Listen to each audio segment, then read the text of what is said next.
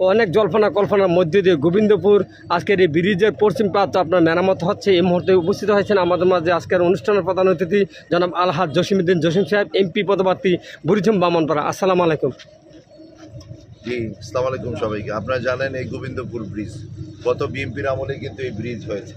এখন আমাদের এই অঞ্চলের মানুষ ময়নামতি ভারাল্লাউ মোকামের মানুষ এখন উপজেলার সাথে এই সড়কটি বিচ্ছিন্ন হয়ে গেছে।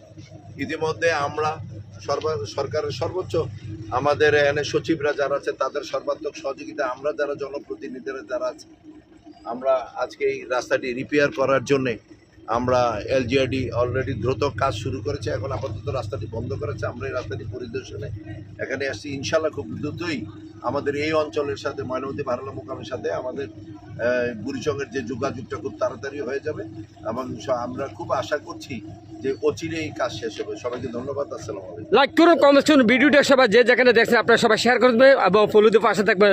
আপনার কাছে বিদিনী সান্নিধ্যে আসা।